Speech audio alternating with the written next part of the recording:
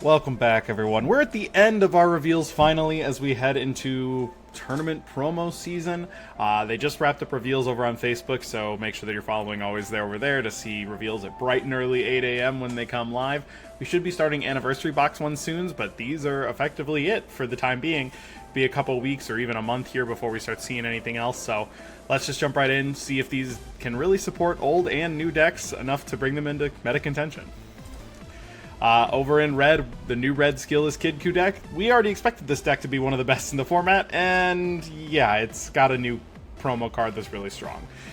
You'll just EX Evolve on top of the new skillless red Goku Childhood with an energy cost of 3, and then when you attack, you KO a 25 or less, and then active battle, you just combo with a skillless card from your deck. So he's a 35k single strike that pops a 25. I think his biggest issue is that he himself does not draw, so he doesn't replace himself. But he's honestly still going to be a really strong card in the deck, right? Going up to a 5 cost does mean that he's a little safer from sorts of removal, both mid-battle and on your opponent's turn. Unfortunately, still not an Earthling, so it is one of the smaller packages that you're going to include, assuming that Bunny Girl is not yet hit on the ban list. But really, we're just going to have to wait and see. Right now, it's a really strong card. Activate Battle to build a Z energy and deck thin every single turn is going to be really good. Not to mention just killing something 25 or more if your opponent does try to go wide against you. This deck is already pretty good at dealing with that, but this is just one more layer of removal. The red King Piccolo card, technically it's support for the new one, but honestly, both of the leaders can use it. So it just evolves on top of a King Piccolo with an energy cost of 3. I think that's really simple because it's both the new SR and the new 3-drop that like draws a card and plays a Demon Clan or whatever. It's really, really good. Like, I think that this card is very solid because when you play a Demon Clan on you or your opponent's turn, it's just once per turn. This card and your leader get +5. So if you're playing it in the old leader, you can regularly just combo Symbol or combo Tambourine or something, play it, and then, oops, now my leader's a 20 for the turn, right? On top of the fact that you got a free combo and you did whatever, right? Like, I think that's a really big deal. And then when it attacks, you choose 2 of your opponent's battle cards -20 for the turn. On top of the fact that you probably use the -15 effect from the SR prior, this is going to go ahead and remove like a 35 and a 20 from your opponent's board. And then if this card sticks around, right, then you get that extra value again of another attack or getting another +5 on a play. And then just being like a 30k beat stick himself, not bad. This card, Red Prison Frieza Mental Fortitude. I think this is like the best TP alongside the blue Gohan that we'll look at in a second, but wow, this card is unbelievable. So blocker, if your limit 1, if your leader is red and you have 3 or more energy, when you activate just a mono red extra card from your hand, you can just play this card from your hand and can't be KO'd for a turn. I want to note that this is not in any way leader locked.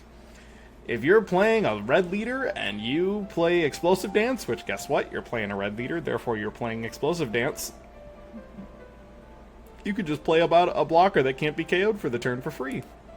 If you're playing against lots of different colors, this becomes a problem, right? If you're playing against like green doesn't have a great way to deal with this because place and drop is just a much rarer thing for them.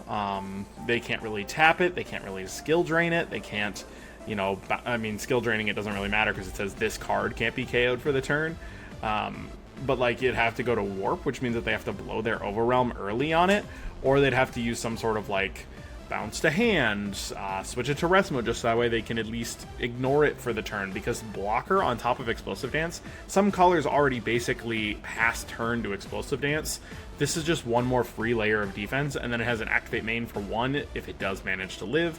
You pay a red, discard a mono red extra, and then it gets 15k double strike, and then you -20 something. So in Prison Frieza itself, this is an incredible card because it's a Frieza clan, it's a Frieza army.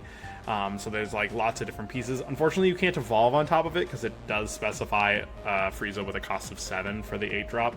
But like, this card is still super ridiculous that it can just like crazy defend you without any commitment. You just go, yeah, I'll free play this blocker. And then the blocker also can't KO. And then if it lives, you get additional pressure and go on. The discard and extra is going to be hard in other decks, but in something like Prison Frieza, where your hand size is pretty healthy, it's really about the amount of energy that you're using that's really the hard part. Getting access to just like pay 1 and then it turns into a real threat is really solid. If not, you can always just like block for free and then combo it off to build a Z energy to get something more efficient, right?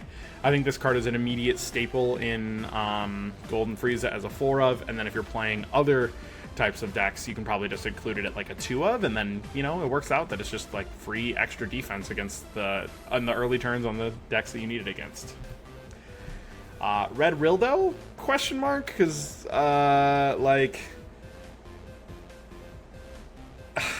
I don't know. The way that I look at this card, it's just really awful. So you, in theory, it's basically one of the cards that helps you cheat out to the boss monster, right? So it's when this card's played, you just play a Hypo Rildo on top of the Super Sigma in your battle area, and then you just go ahead and play it, right? And so it's like, okay, well, so you kind of skip the steps of like the Union Absorb of the old 1-drops, except that this still costs 1, so you still have to do it. The Super Sigma itself cost, I've looked at it, minimum 1 with some setup, or 2 for most of the time.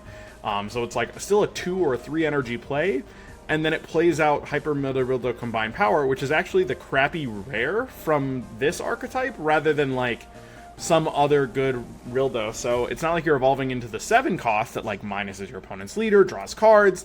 This is just a way to turbo, right? Maybe save an energy without drawing a card, by the way.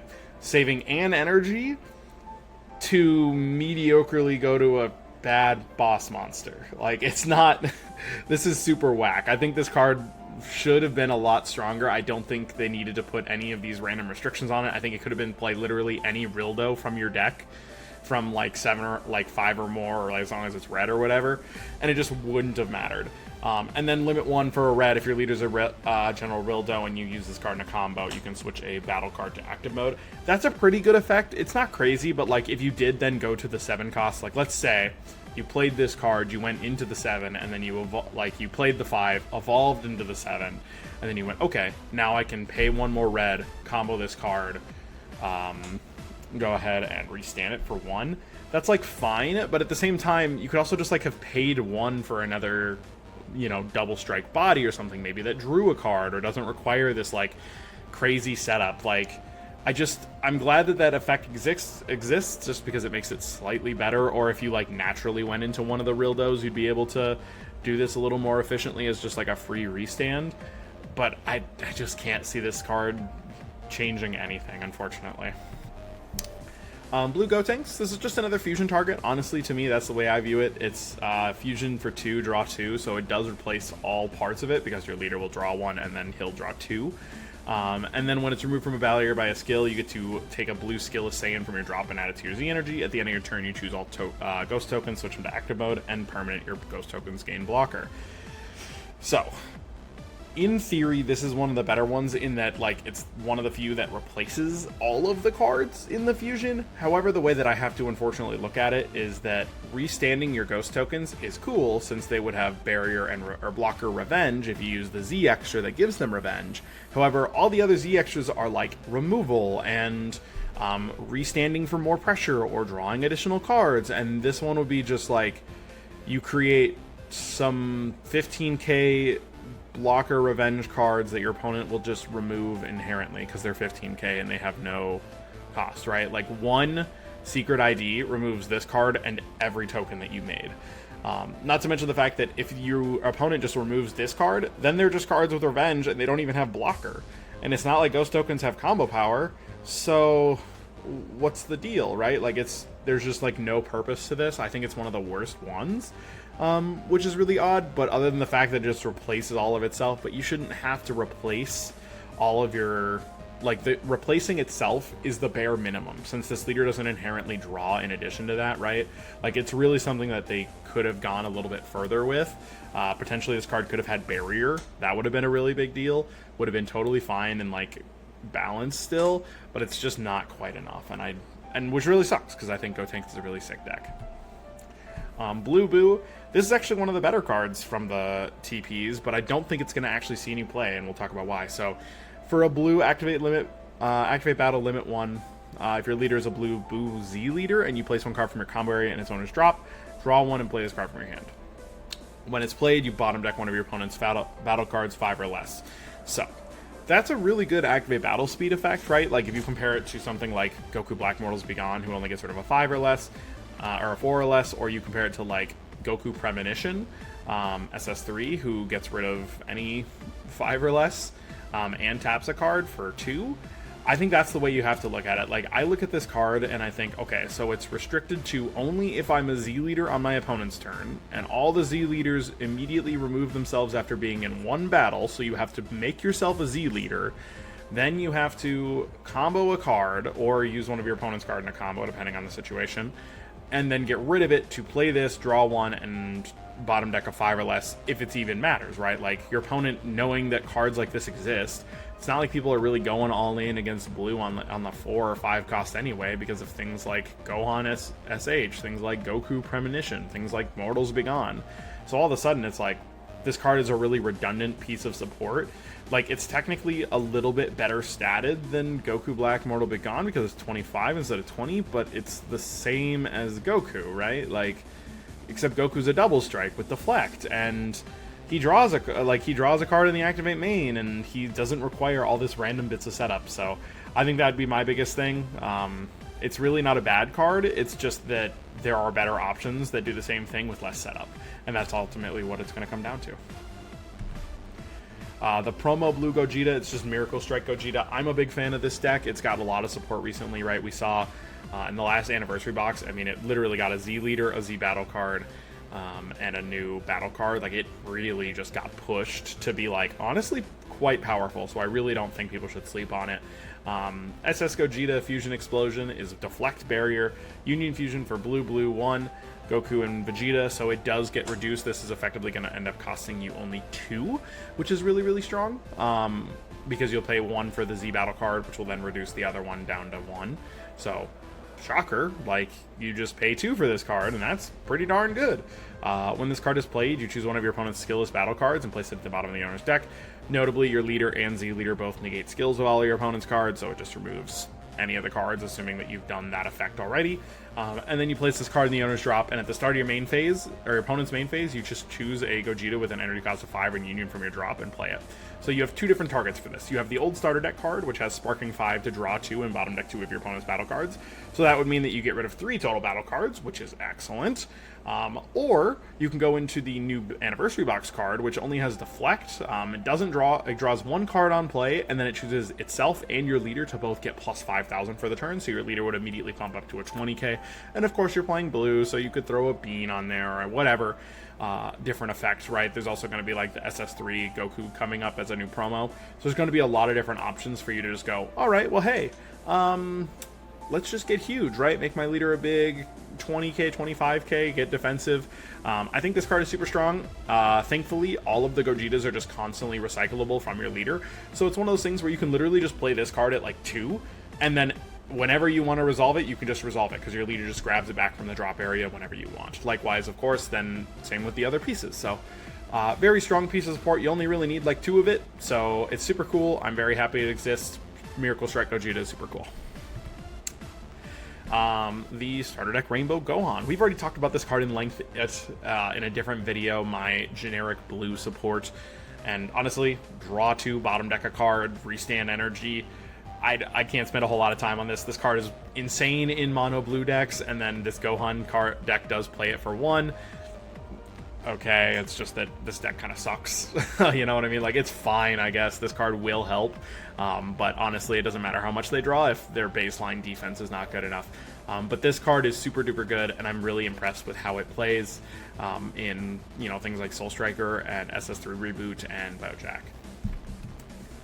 Green Trunks. So kept blocker Goku. This is the only Goku in the archetype, right? He unexpected meddling. He comes in at the last moment to, I guess, save his son. Counterattack, limit 1, play this card. If your leader is a green Trunks feature card, notably, it does not specify Trunks only, so you can play this in the Trunks My deck. And you have a green Z Unison in play. You can activate this card's counter skill from your hand without paying its energy cost. So if you're playing Trunks Mai, you can go ahead and use this with the Bardock Z Unison in play, which is really, really sweet. But of course, this is kind of intended for this deck with the Z Unison of the 1718. Activate Battle, you can combo with a red or green Saiyan monocolor with combo power 5 from your drop, and then negate its skills. I think this is really strong just because your leader is one that does draw on combo, and in theory this can actually really be a +2, right? So if you played this card, it doesn't actually negate the attack, but you play it, you combo with a card, That draws with your leader, and then you can use the unison to pick that card and add it to your hand if it's, you know, one of the Vegeta or Trunks. And it's like, okay, cool. So I just like drew 2 cards for nothing, and then I produced a blocker. That's not bad. I think it's just a little bit difficult that you have to have a Green Z Unison in play to be able to activate it. Like, that's not impossible, but it does mean that you should probably only play like 2 or 3 of this in the deck rather than mandatory, because if you're playing like a 4 of, you're going to have it in play. And it's going to be very difficult to maintain. Green Bojack, again, very simple card. When it's played, draw 1, and then if your leader is a green Bojack Brigade card, when it's KO'd by one of your skills, choose one of your opponent's battle cards unison, can't attack for the turn. Basically, this is going to be something that you would rip off of your leader's activate battle there, where you just KO one of your opponent's Bojack Brigades on your turn to get +10 for a battle. The problem is as a 1 cost, how likely is this card to stick around to the point where it's there? Not to mention how telegraphed it is, where your opponent will go, okay, so I just don't play a second card yet, or I remove that before I go in with any sort of pressure, right? Since you can't really just like play this card on your opponent's turn, there's not really a good way to do that right now. You're just going to be stuck with, hey, this is a really telegraphed piece of like, if I KO this, you might not get to attack with one of your cards.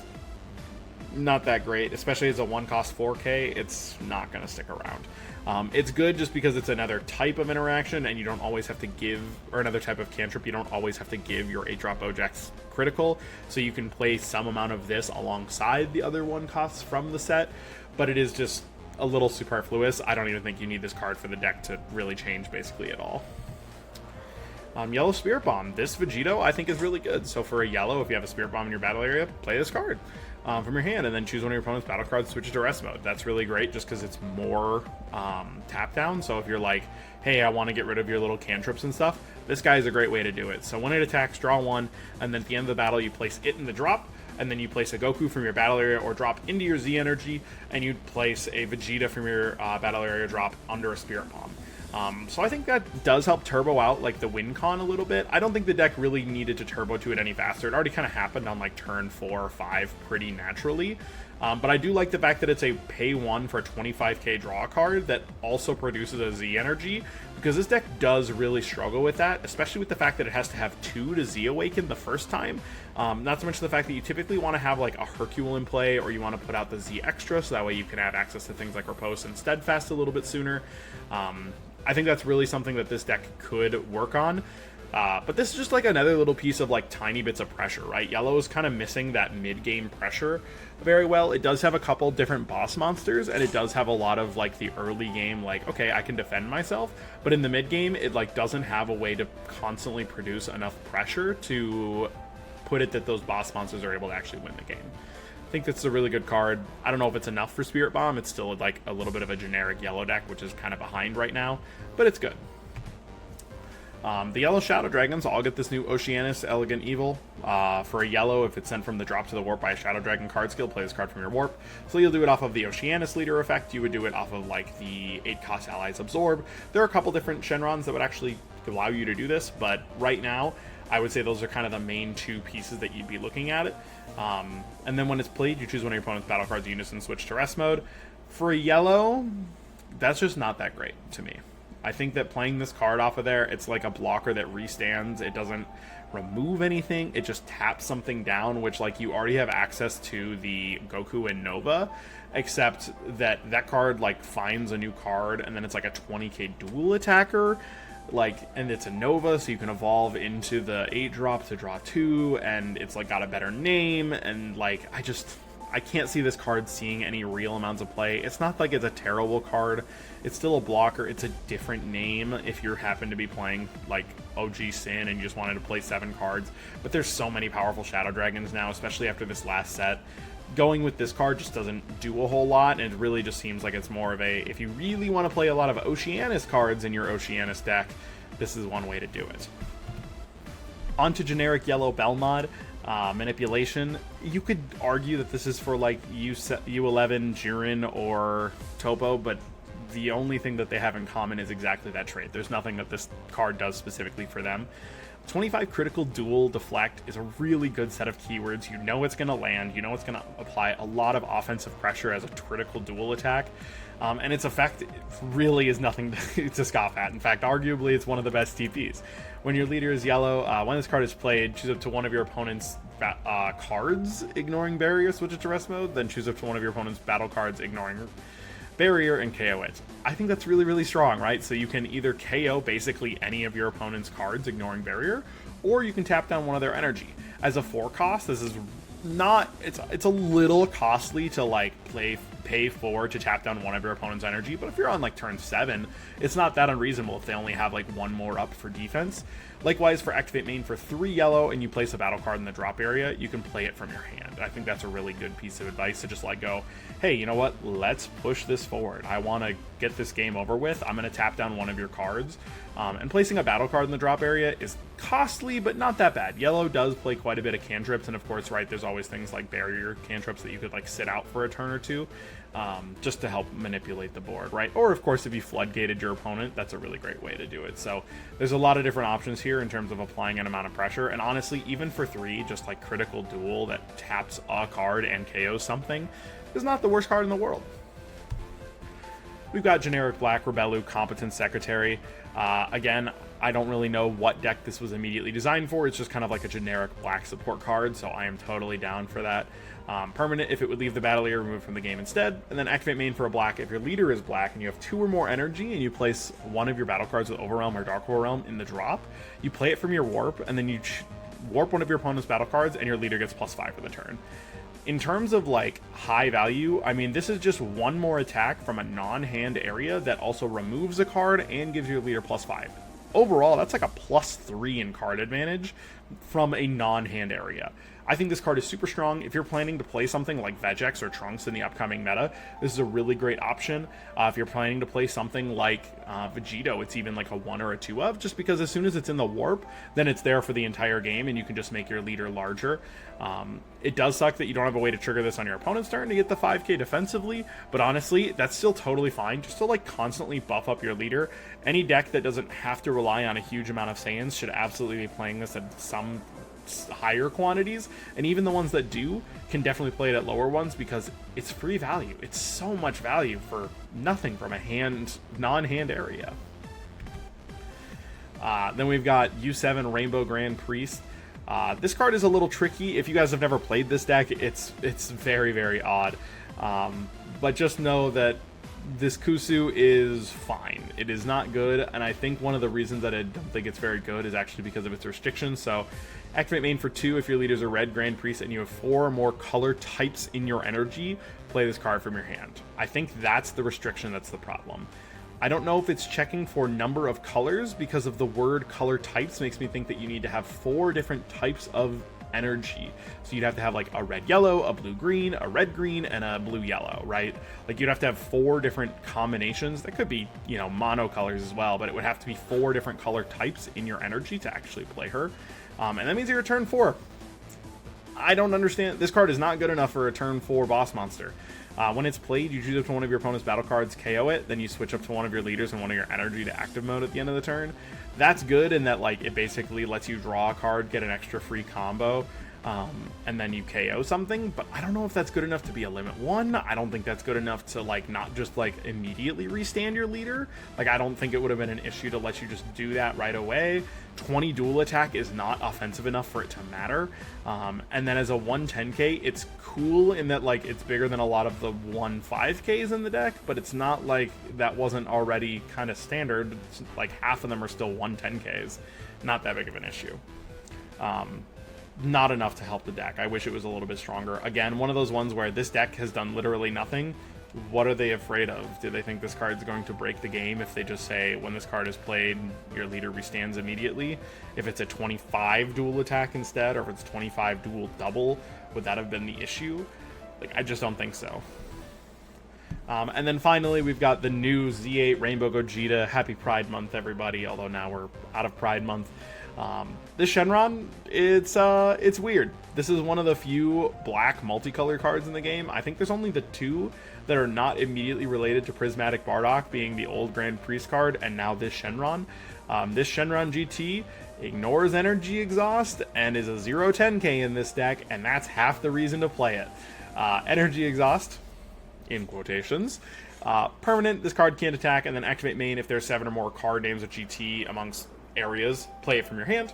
And then if your leader is a Gogeta GT and you choose one of your Goku GT cards, and you remove this card and that card from the game, right? So the way that he like wishes for himself to go away, you return all battle cards and you and your opponents drop to the deck and you shuffle. I think that's really good because this does give you an immediate out to Cooler Mill.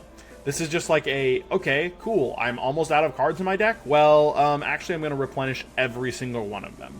And the fact that it's like only battle cards does mean that you don't put back their explosive dances. You could put back your secret rare if they milled it. It's just every battle card immediately goes back into the deck, which I think is a really huge boon for you in terms of like playing against mill. But I think the most important aspect about this card is the fact that it has black energy. This allows you to run things like the Goku Xeno out of the Z deck, Tenacious Bardock Overwhelm for more defense, Cumber if you really wanted to play a bunch of Cumbers in there for more barrier removal. I mean, just having access to black energy is surprisingly strong. And of course it's a 0-10, so you can run 3 or 4 of this, no problem. Just charge it one time, and the rest of the time it's a huge combo piece, which in yellow is really, really important. So I'm quite impressed by this card. It's not like it's a broken card, but just like the traits around it are good, and that sometimes is enough to make cards playable. But really, that's all I got for you. TPs have now been revealed. Make sure to go to your local tournaments, get as much practice in as you can, pick up a bunch of these TPs, break the old decks, pump up the new decks. Do what you gotta do. I want to see what you guys can come up with, and we'll see you on the next one.